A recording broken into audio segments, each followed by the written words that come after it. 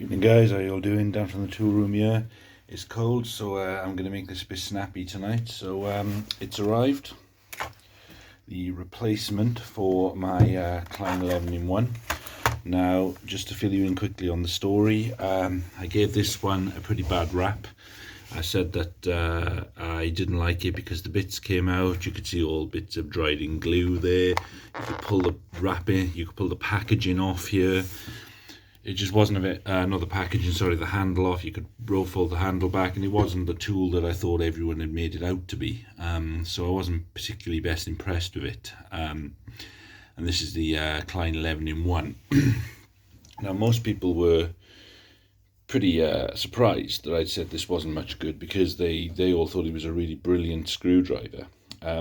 So I gave it a second go. I complained to Amazon about the things that were wrong with it, and they sent me another one out instead, and we sort of came to the conclusion that we thought, well, maybe it's because this one wasn't made in the USA, you know, it's sort of more, you know, sort of assembled in the USA. So they sent another one out, and on the picture it said across there, made in the USA, and maybe we thought, you know, this one was going to be better. Well, here it is. It's been sent out. As you can see, I've not opened it at all. It's all still sealed, and you can see just there, even through the packaging, look at that dried on glue in there. You can just see it straight away, can't you? Again, we've got here assembled in the USA. It's not made in the USA. You can see it's got that same loose fitting handle on it, and if we look on the back here, it's got the information on the back here. And then it clearly says, where are we? We can see it's a proper Klein tools. It's not a knockoff or anything. But again, we can say it's assembled in the USA. It's not made in the USA. And I'm trying to find where the thing's actually made. It looks like it's Mexico, doesn't it? Looks like it's made in Mexico and assembled in the USA. So yeah, I'm gonna say I'm not actually gonna open this. It's, you know, it's still got some of the issues that I wouldn't expect to see. I imagine it's going to be the same thing, really. It's the same sort of part number, it's the same supplier, it's going to be the same, isn't it? So what I've actually decided to do is I'm not going to open this, and I'm going to send them both back and get a refund on it. And then I'm going to have a look at some other ones, and I'm going to see what I'm going to buy instead. So for that, so I'm sorry guys if I'm disappointing you, but for that reason I'm not going to open this because I want to send it back. I'll get a refund. They've already agreed the refund and given it to me actually, and I've just got to ship these back to them. I will say one thing about Amazon: the returns policy is really good. They are really great for just returning stuff. So I'm really pleased with them about that. I'm not going to go on forever on this. Bit disappointed with that. I was, to be honest, I didn't expect it to be any different when it arrived. I just wanted to give it a fair go. It's clearly the same screwdriver as this one, exactly the same, so there's no reason why it should be made any better. It's just clearly that the made in the USA ones are of a better quality, it would seem. So yeah, this is going to go back. I've ordered some new Vera screwdrivers which should be arriving with me soon, which I'm pretty excited about. They're pretty cool, so I'll show you them when they arrive. Until then, I did pick this up today, and this is a little Barco bit set, which I'm quite pleased about. In fact, it's quite a big Barco bit set. It's got these long bits here in the top of different sizes. It's got your Phillips there, it's got your T20, it's got a Phillips number 2, PH2, T25, Posi 1, a T30 and a Posi 2, so that's great. And then in here then it's got your impact driver holder there, and it's got a 1/4-inch bit holder, and it's got all these different bits here which are really nice. All the different torque sets, they're all color coded and labeled. So yeah, quite pleased with that. And it's got the security bits there as well. It's got the TRs. And I got this for £15, which I was really pleased about. Now the only thing that was slightly disappointed about it, and I say slightly, it doesn't really matter I suppose, because it feels like a nice quality kit. I haven't had a chance to look at it properly yet. Says on the back there, made in China.